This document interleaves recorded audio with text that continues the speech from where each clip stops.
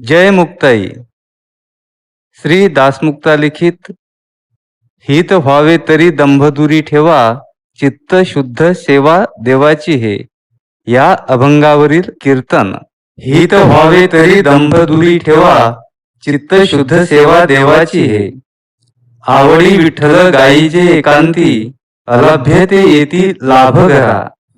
आणिका अंतरीन द्यावी वसती, करावी हे शांती वासनेची. तुका म्हणे बाण हाची निर्वाणीचा, वाऊगी हे वाचा वेचू नये.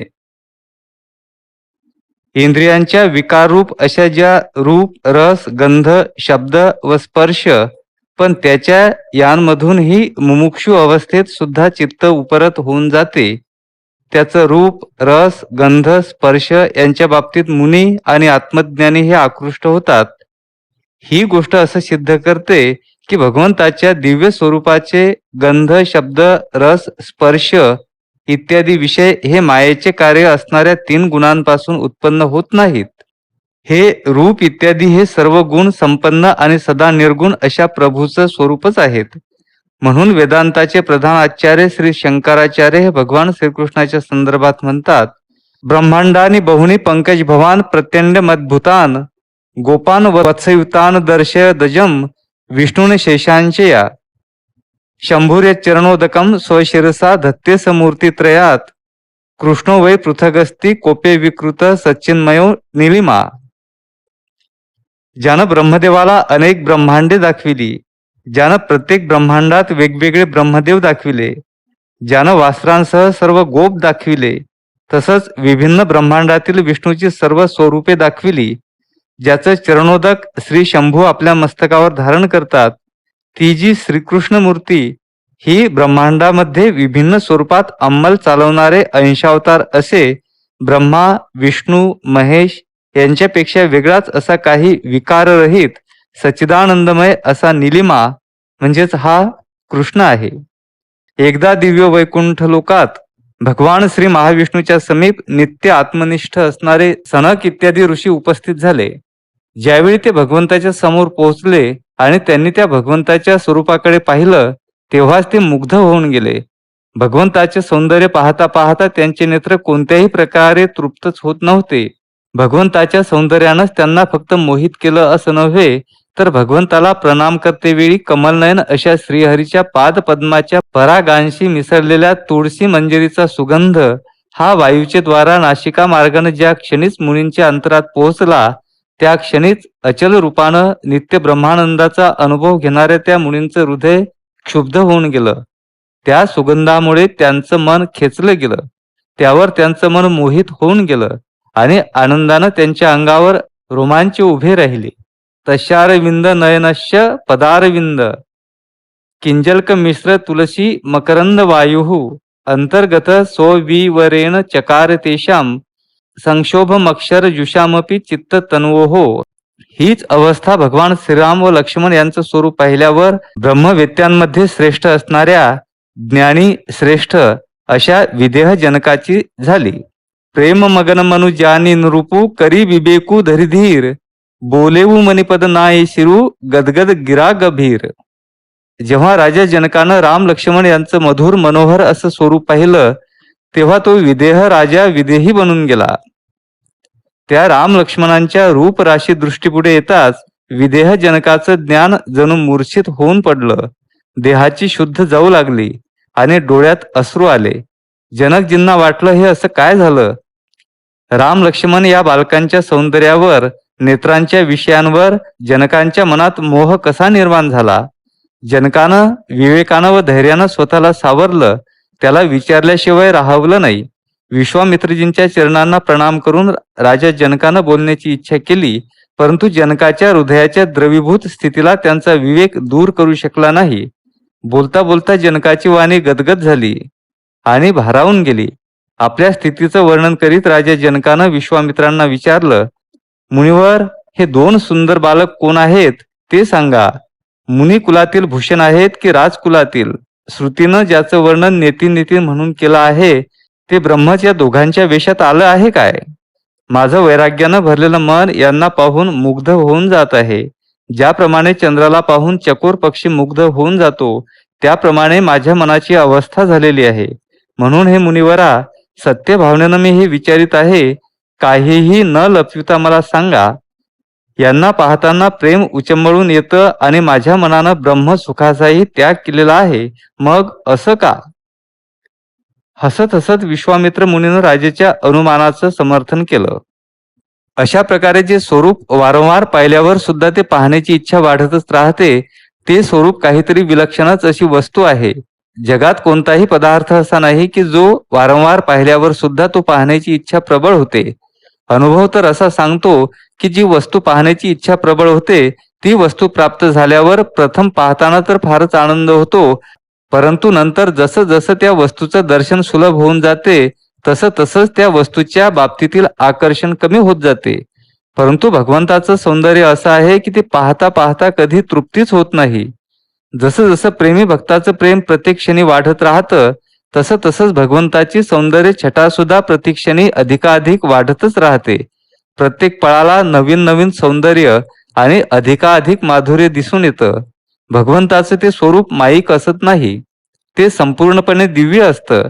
आणि ज्या क्षणी ते भक्ताच्या समोर त्या भक्ताच्या प्रेमाच्या आकर्षणानं प्रगट होते, त्याच क्षणी त्या भक्ताला दिव्या भावापन्न करून आपल्या स्वरूपाचा अनुभव करून देते.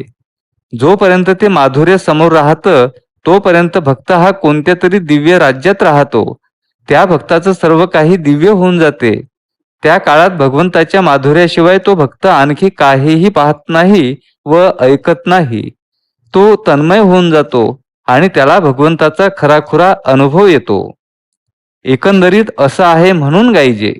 त्याचं अखंड भजन करावं. विठ्ठलची गायजे, भगवंताचंच अखंड भजन करावं. पण महत्वाचं एकांती गायजे आणि आवडी म्हणजे प्रेमपूर्वक गायजे. अभिमान दंभाधिकांचा त्याग करून गायजे. आणि का अंतरी वसती न देता गायजे. वासनेची शांती करून गायजे.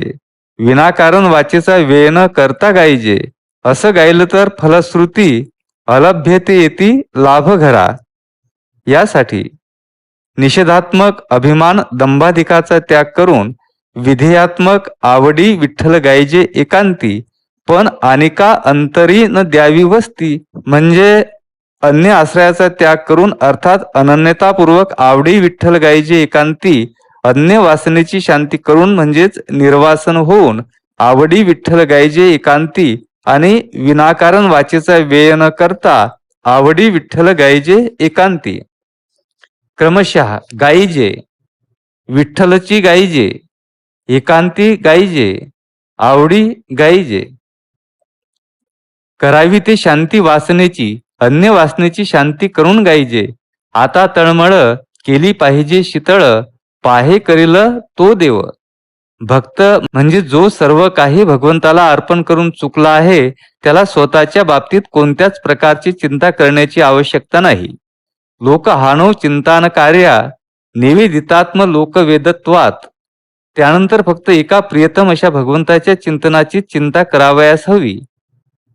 स्त्री पुत्र धन जन मान इत्यादी पदार्थ राहिले काय किंवा निघून गेले काय, त्याला या कशाचीच कसलीही पर्वा असत नाही. कारण तो तर हे सर्व अगोदरच भगवंताला समर्पण करून संपूर्णपणे अकिंचन होऊन गेला आहे. मग त्या पदार्थाची चिंता करण्यासाठी त्याच्याजवळ वेळ आणि चिंता करणारं चित्त सुद्धा राहिलं आहे तरी कुठे. त्याच्या चित्ताला तर एकमात्र चिंता हरण करणाऱ्या चिंतामणीच्या चिंतेनं चोरून नेलं आहे. तो चतुर, चोरांचा चुडामणी असा भगवान त्याचं चित्त परत देण्याची इच्छाच करीत नाही, तर मग तो भक्त चित्ताचा अभाव असताना कोणत्याही हानीची चिंताच तरी कशी बरं करेल. म्हणून भक्ती मार्गावरील पथिकानं लोकहानीची कसलीही चिंता करण्याची इच्छा करू नये. त्यानं सर्वांचं सार असा जो पदार्थ भगवान, त्याचं चिंतन करावयास हवं. आणि भक्ताच्या हृदयात असंच होत असतं. आणि का अंतरीन द्यावी वस्ती, म्हणजेच अन्य आश्रयांचा त्याग करावा. भगवंताच्या व्यतिरिक्त मनात अन्य कामना नसावी. अन्य कामनांना अंतःकरणात स्थान देऊ नये. पण इथं भक्तिसूत्रकार नारद महर्षी एक आवश्यक अशी सूचना करतात. देवर्षी म्हणतात, लोक हानो चिंतान कार्या हे ठीक, परंतु जोपर्यंत भक्तीमध्ये सिद्धी मिळत नाही तोपर्यंत लोक व्यवहाराचा त्याग करू नये, तर फळाचा त्याग करून निष्काम भावानं त्या भक्तीचं साधन म्हणजेच आवडी विठ्ठल गायजे करावयास हवं. न तद सिद्धो लोकव्यवहारो हेय किंतु फलत्यागस्तत् साधनांचे कार्यमेव. प्रेमरूपा भक्ती प्राप्त होत नाही तोपर्यंत लोकव्यवहाराच्या त्यागाचा निषेध भक्तिसूत्रकारानं सांगितला आहे. प्रेमाची प्राप्ती झाल्यावर लौकिक आणि वैदिक कर्मे सुटून जातात. जाणून बुजून त्यांचा स्वरूपता त्याग करणं घडत नाही. समर्पणाचा अर्थ हाच आहे की त्या कर्माचं मनानंच समर्पण करणं होय. मग जेव्हा प्रेमाची उच्च दशा प्राप्त होते तेव्हा विधी निषेधाच्या पलीकडे पोहोचल्यामुळे ही सर्व कर्मे आपणहूनच त्या विधीच्या बंधनातून सोडून अलग होऊन जातात. त्या स्थितीचा हाच नियम आहे. परंतु जो कोणी माणूस जाणून बुजून प्रेमाच्या नावावर शास्त्रविधीचा त्याग करतो त्याला भक्तीची सिद्धी सहजगत्या प्राप्त होत नाही. म्हणून इथं सूत्रकार सांगत आहेत की जाणून बुजून लोकव्यवहाराचा त्याग करू नका. फळाची कामना सोडून कर्म करीत राहा. निष्काम कर्म करणारा स्वतःच लोकहानीच्या चिंतेतून सुटून जातो आणि भगवंताच्या प्रित्यर्थ त्यानं निष्काम भावानं केलेली ती लौकिक कर्मे ही भक्तीच्या प्राप्तीमध्ये साधन बनून जातात. एकंदरीत लोकव्यवहार तर करावयास पाहिजेच, परंतु शरीरानं त्या लोकव्यवहारात राहावं. मनात तो असू नये. नाव पाण्यात असावीच, नावेत पाणी असू नये. लोकव्यवहार तर करावयास पाहिजे, परंतु प्रेमपथावरील पथिकानं लोकव्यवहारात सुद्धा स्त्री, धन, नास्तिक आणि शत्रू यांच्या चरित्रांचं श्रवण करण्यापासून स्वतःला सुरक्षित ठेवायला हवं. श्री धन नास्तिक वैरी चरित्रम न श्रवणीयम, कारण ह्या भक्ती साधनात अंतराय निर्माण करणाऱ्या बाबी आहेत. उदाहरणार्थ, स्त्रीच्या चिंतनानं कामाची उत्पत्ती होते आणि काम हा तर प्रेम मार्गावर सर्वात मोठा बाधक घटक आहे. ज्याचं मन स्त्रीच्या चिंतनात लागलं आहे तो माणूस भगवंताचं चिंतन कोणत्याही प्रकारे करू शकत नाही. म्हणूनच साधकानं असं करावयास हवं की त्यानं स्त्रीविषयक गप्पा गोष्टी करू नयेत. स्त्रीविषयक कथा किंवा गाणे ऐकू नये. स्त्रीविषयक चित्रे पाहू नयेत. स्त्रीविषयक पुस्तके किंवा अन्य साहित्य वाचू नये. नाटक, सिनेमे वगैरे पाहू नयेत. स्त्रियांच्या चरित्रावर कोणतंही चिंतन करू नये. स्त्रियांच्या बद्दल लेख इत्यादी लिहू नयेत. स्त्रियांमध्ये उठ बैस करीत राहू नये आणि स्त्रियांची अनावश्यक भेट घेऊ नये. जो साधक गृहस्थ असेल त्यानं आपली विवाहित पत्नी सोडून जमेल त्याप्रमाणे अन्य स्त्रियांच्या भेटीपासून स्वतःस दूर ठेवलं पाहिजे. स्त्रीविषयक चर्चा करणं, ऐकणं, स्त्री संबंधित चित्र इत्यादी पाहणं हे तर सर्वांच्या साठीच हानिकारक आहे. श्रीमद भागवतात सांगितलं आहे, न तथाश्य भवेन्मोहो बंधश्चान्य प्रसन्नतः योषित संगाद्यथा पुंसो यथा तत्संगी संगतः. स्त्रियांच्या संघामुळे आणि स्त्रियांचा संग करणाऱ्या माणसाच्या संघामुळे मनुष्याला जसे मोह आणि बंधन हे प्राप्त होतात तसे अन्य कुणाच्याही संघामुळे होत नाहीत. यापुढे जाऊन भागवताच्या 5व्या स्कंदामध्ये स्त्रियांच्या ठिकाणी आसक्त असणाऱ्या पुरुषाच्या संगतीला नरकाचं द्वार असं म्हटलं आहे.